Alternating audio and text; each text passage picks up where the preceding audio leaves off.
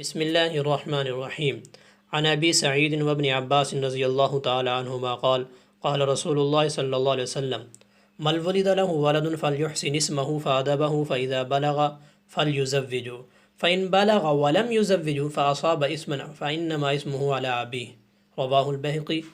نبی کریم صلی اللہ علیہ وسلم نے ارشاد فرمایا، جس شخص کے ہاں کوئی بچہ پیدا ہو اس کو چاہیے کہ وہ اس کا اچھا نام رکھے، اسے اچھا ادب سکھائے، جب وہ بالغ ہو جائے تو اس کی شادی کر دے۔ اگر بچہ بالغ ہو گیا اور والد نے کوتاہی کی وجہ سے اس کی شادی نہیں کی، بغیر کسی وجہ سے شادی اس کی روکے رکھی، یعنی تاخیر کی،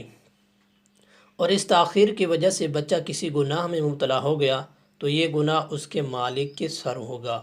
تو دوستو، ہمارے معاشرے میں یہ مسئلہ بہت عام ہے۔ اس حدیث کو کچھ علماء ضعیف قرار دیا ہے، لیکن اس طرح کے مضمون کی احادیث اور بھی مل جاتی ہیں،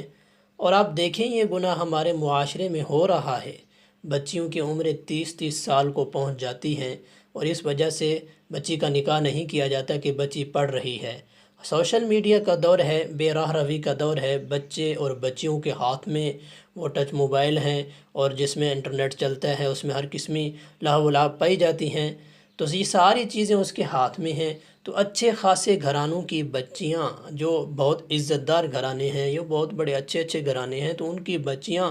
گھر سے بھاگ کر کے نکاح کر رہی ہیں۔ تو اس لیے یہ ہو رہا ہے کہ والدین نے بروقت توجہ ہی نہیں کی، ان کی جو خواہش ہے ان بچوں کی، ان کو پورا کرنے کے لیے والدین نے کچھ سوچا ہی نہیں ہے۔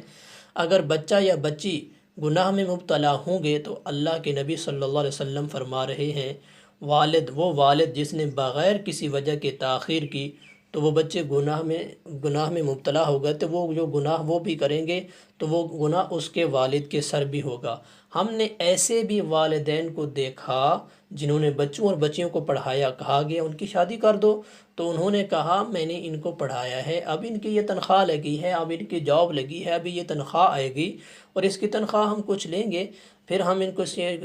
اس کی شادی کر دیں گے، تو پھر ہمیں کون، اگر یہ ہم اس کی شادی کر دیں، بچوں کی شادی کر دیں، تو پھر ہمیں کون کھلائے گا؟ لہٰذا ہم پہلے ان کی کچھ تنخواہ لے لیں، پھر بچی کی شادی کر دیں گے، اور یہ کس قدر شرم کی بات ہے۔ اس لیے اب اس بات کا خیال کرنا چاہیے بحیثیت والدین کے، اپنے بچوں